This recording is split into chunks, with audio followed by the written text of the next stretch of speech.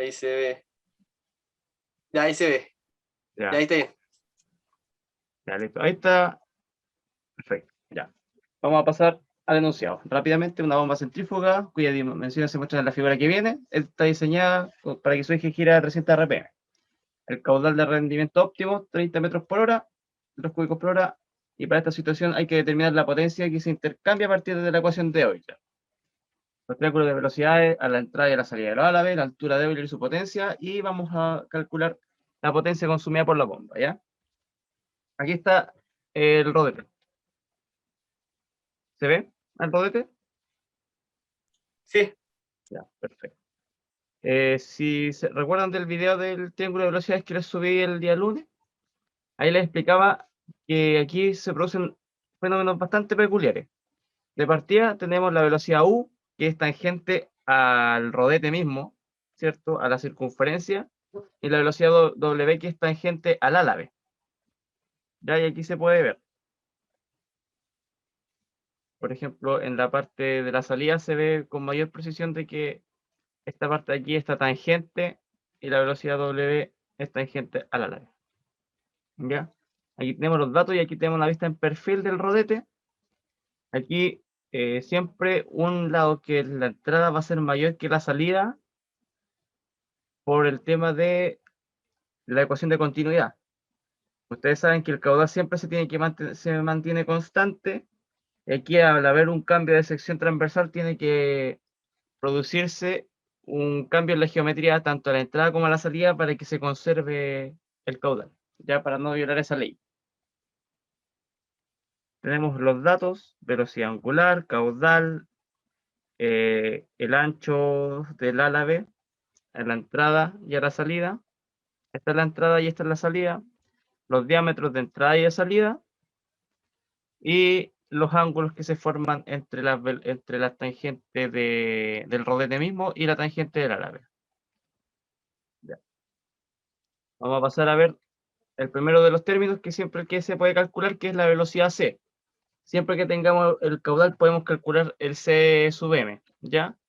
Para este caso tenemos el c sub m1, que son los 30 metros cúbicos por hora, que hay que pasarlos a segundos.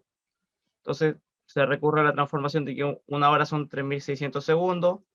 Todo eso dividido por pi, que es el factor geométrico del rodete, por el ancho del rodete de entrada, por el diámetro de entrada. Ya eso nos da una velocidad c sub m de 3,16 metros por segundo. Recuerden que la velocidad c sub m es una de las componentes de la velocidad absoluta, ya que es la velocidad con la que yo ingreso al rodete. Y como yo ingreso de manera perpendicular, se produce que en la entrada c sub m es igual a c absoluto. ¿Ya? Luego podemos calcular la velocidad u, que es la velocidad del rodete, que es omega por r, que está aquí.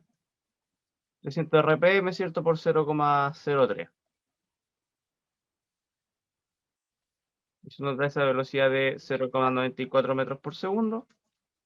Y luego hacemos Pitágoras para poder calcular la velocidad W, 3,29. ¿Por qué? Porque como les dije, C sub m es lo que siempre se puede calcular.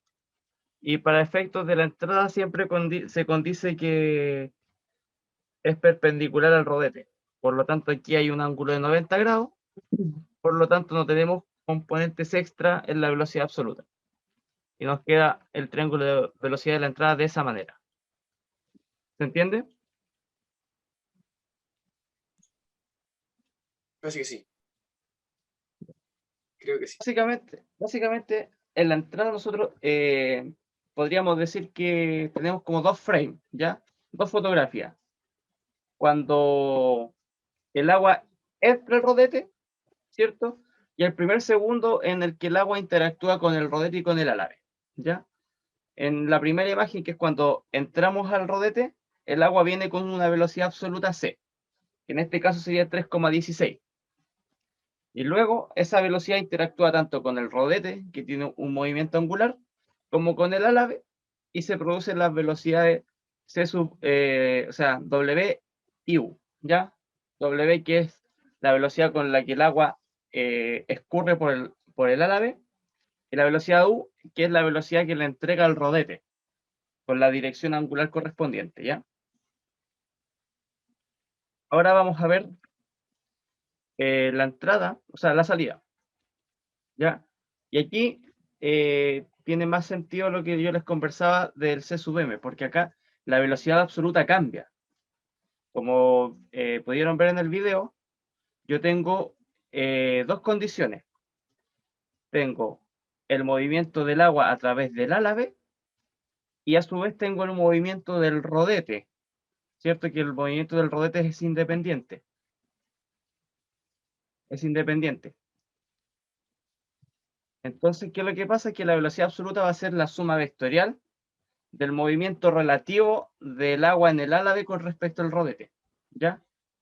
Entonces, por ejemplo, yo escurro por acá y al mismo tiempo yo me muevo en esta dirección. Entonces, lo que se genera aquí es un movimiento como circular, por decirlo así, en esa dirección. O sea, yo me estoy yendo hacia allá y al mismo tiempo estoy girando en ese sentido. Entonces, hace como este juego, el agua.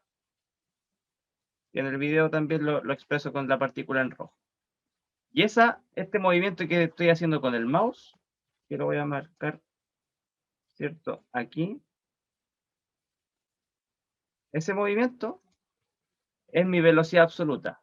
Obviamente en carácter vectorial tengo vectores que me van dirigiendo la dirección y el sentido del movimiento, ¿ya? Todas esas flechitas de ahí indican la velocidad absoluta en cada instante, mientras yo le voy tomando foto. Entonces, al llegar a la salida, ¿cierto? Yo voy a tener, si sigo este movimiento, voy a tener una velocidad absoluta acá, ¿cierto? Mantengo la velocidad tangencial al rodete, que es la velocidad u, y obviamente mantengo la velocidad w, que está acá.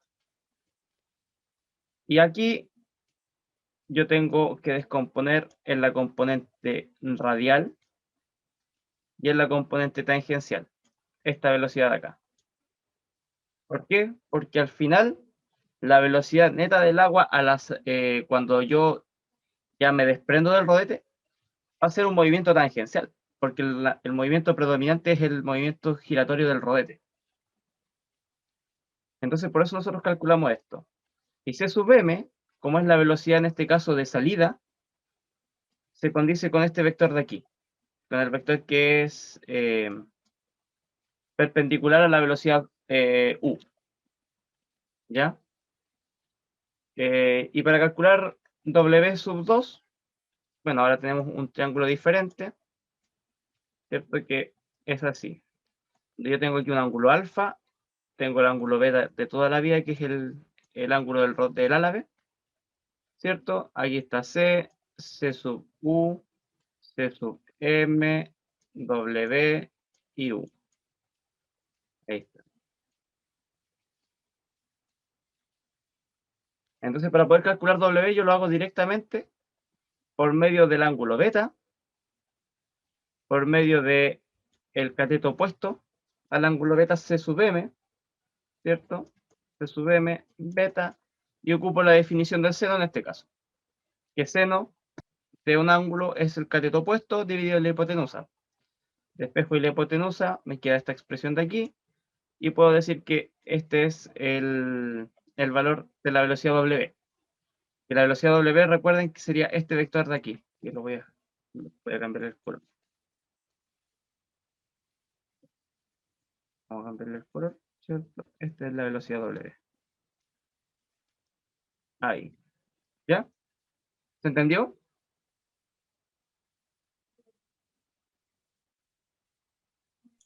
Voy a repetir lo último, que aprendí una cosa en el computador y me salían puras cosas raras en Zoom. Dale. Y recién lo arreglé. Ya. Lo último. Lo que sería el cálculo de la velocidad W, ¿o no? Sí. Ya. Tenemos el valor del seno, ¿cierto? El seno de un ángulo X, que es el cateto opuesto, dividido en la hipotenusa. Para eso nosotros tenemos que entender de que el triángulo de velocidades tiene ahora esta pista de aquí, que no es un triángulo rectángulo, sino que es un triángulo que tiene dos ángulos de referencia. Y obviamente, ¿cierto? Por el teorema de Tales lo puedo dividir en dos triángulos rectángulos en esta parte de acá, donde tenemos nuestra velocidad vectorial U, nuestra velocidad vectorial W y nuestra velocidad vectorial C, que ahora forma aquí un ángulo alfa con U, que es diferente a 90 grados, ¿ya? Es diferente a 90 grados este ángulo alfa. No es lo mismo que en la entrada, porque la salida ahora es diferente. Si ustedes se dan cuenta, yo tengo una salida aquí en ángulo, y aparte que me estoy yendo, a ver, estoy girando así, me estoy yendo hacia allá, entrando a la pantalla. Entonces ya tengo condiciones geométricas que van variando la velocidad C, la velocidad absoluta. Y como tengo este ángulo, yo la puedo descomponer en C sub U y C sub M. C sub M va a ser el cálculo de siempre, de toda la vida, ¿ya? Porque es el valor perpendicular a la velocidad U. Este valor siempre se calcula de esa manera, se define como la velocidad perpendicular a la velocidad tangencial del rodete. Por lo tanto, en este sentido, en este triángulo de velocidades, la salida se condice que es este vector de acá. ¿Ya? Entonces, ese CM2 lo estamos calculando en la salida del Sí, rodete. O sea, sí, pues, sí, ahí, lo estamos calculando la salida. Y sería este vector de ya. acá, este vector de aquí. ¿Ya? Y es una de las componentes de la velocidad C. Voy a borrar aquí. Y ahí a través de este mismo triángulo, ahora yo puedo calcular W2 por la definición del seno, que es cateto opuesto dividido en la hipotenusa, siendo el cateto opuesto la velocidad C sub M2 y la hipotenusa, me quedan 10 minutos, la hipotenusa es W2. Entonces despejo. W2 es CM2 dividido en el seno del ángulo beta, porque es el ángulo de acá, porque es opuesto a este ángulo, y me da ese valor. La velocidad U, que no sé por qué no quiso aparecer aquí. Ah, no, está ahí. Acá está la velocidad U, no la había visto. Se calcula de la misma manera, porque es la velocidad angular del rodete, ¿ya? Siempre va a ser la velocidad angular del rodete. Y la velocidad C, que es la que me interesa para el triángulo de velocidades, yo la puedo calcular por el teorema del coseno. ¿Alguien me podría decir que la puede calcular por otro método? Por supuesto. Pero yo tengo la velocidad U, la velocidad W, y tengo el ángulo beta, y yo quiero calcular directamente C, ¿ya? Entonces aplico el teorema del coseno para calcular el cuadrado, ¿cierto?, de la velocidad C, después le saco raíz, y me da ese valor. Y después, ¿cierto?, puedo calcular la velocidad C sub U, o puedo calcular el ángulo alfa, si quisiera saber el ángulo alfa, ¿ya? Y luego armo el triángulo de velocidad, que es el que está acá, ¿ya? Entonces aquí tengo U, que recuerden que U nace de aquí y termina acá. W, que es este vector de aquí, el vector C, que es acá. Tengo C sub U y C sub M, ¿ya? Y este triángulo, ¿cierto?, de aquí, este pequeño triángulo, sería el triángulo absoluto, el triángulo de la velocidad absoluta. ¿Se entendió? Sí, Ya. sí, sí. Y al Eso. final tenemos la potencia de Euler. Y la potencia de Euler, yo ocupo hay dos maneras de escribirla. Bueno, hay tres, pero esta es la segunda, ¿ya? Que es con los valores, si nosotros nos devolvemos acá, son con los valores tangenciales. Lo voy a escribir aquí mejor. Acá tengo U, ¿cierto? Tengo W y tengo por aquí, a ver, por acá tengo C, ¿ya? Y como C tiene estos vectores de acá, la altura de Euler se condice con los vectores que tienen relación con la velocidad tangencial del rodete, ¿ya? Entonces, por eso es que necesitamos C sub U para poder hacer este cálculo, ¿ya? Porque si te das cuenta, tengo la velocidad absoluta. Una de las componentes va a ayudar a impulsar el agua tangencialmente. Y el otro me va a ayudar a impulsar el agua radialmente. Entonces, como yo quiero saber el valor de impulsión al final, porque lo que me interesa es saber cuán alto puedo impulsar con una bomba, ocupo esta expresión de acá. Y si ustedes recuerdan, este valor de aquí, como no tengo un ángulo alfa, o el ángulo alfa vale 90 grados, este valor de acá es 0, por el coseno de 90. Entonces puedo reducir la expresión de la altura de Euler a esto. Y ojo, esto solamente pasa en las bombas, porque en las turbinas sí tengo un ángulo alfa a la entrada y a la salida. Ya, pero eso lo vamos a ver después. Y eso me da un valor de 0,079 metros. Y después la potencia de Euler, la potencia hidráulica, es la de siempre. Rho por G por Q por H, solo que ahora es la altura de Euler. Se reemplazan los valores. La densidad la asumimos como 1000 kilos por metro cúbico. G, la aceleración de gravedad nominal. El caudal, que es un valor que tenemos, y la altura, que fue lo que calculamos al final. Y nos da ese valor de potencia. Y como nos preguntaban por la potencia de consumo, pero no nos dieron un rendimiento, podemos jugar con valores. Por ejemplo, yo voy a asumir una eficiencia del 65%, siendo optimista, ¿cierto? Como bordea entre un 40, un 70%. Hay bombas que de hecho tienen hasta un 20% de eficiencia. Ya me siento optimista, voy a ocupar un 65%. Tengo 6,46 dividido en 0,65 y me da que la potencia de consumo son aproximadamente 10 kilowatts. ¿Ya? Y eso serían los ejercicios de triángulo de velocidades.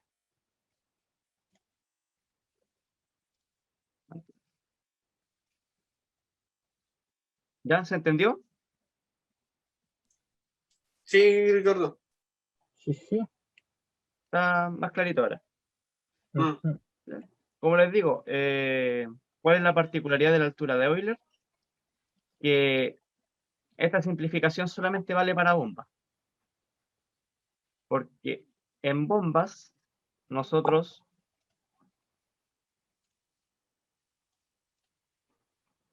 aquí está. En bomba yo entro por acá y salgo por aquí.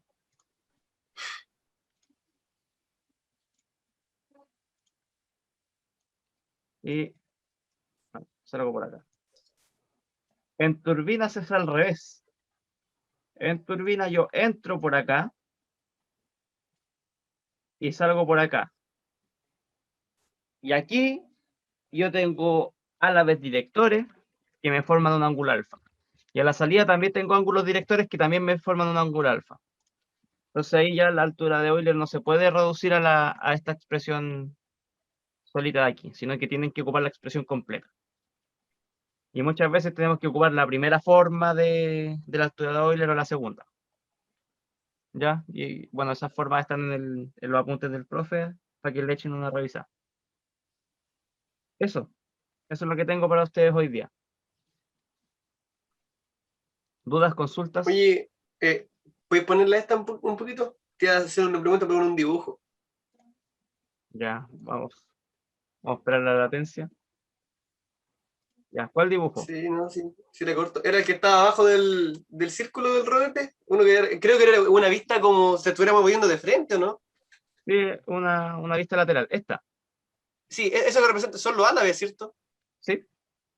Ah, ya. Ya, que tiene esa duda delante. O sea, supuse que era eso, pero no estaba seguro. Sí, mira, en concreto lo que nosotros estudiamos es el... Mira, ya empezó a parpadear. ¿Se ve o no? Sí, se ve. Ya que me quedan 2 minutos. Lo que nosotros estudiamos es el ala de por fuera, por esta parte de aquí. Ya. Este movimiento de acá. Por aquí se supone que va a circular el agua, entre estos dos. Sí. ¿Ya? Por aquí, ¿cierto? El agua entra y se mueve por acá. Hace este movimiento. Y al mismo tiempo hace un giro, el giro del rodel. Vale.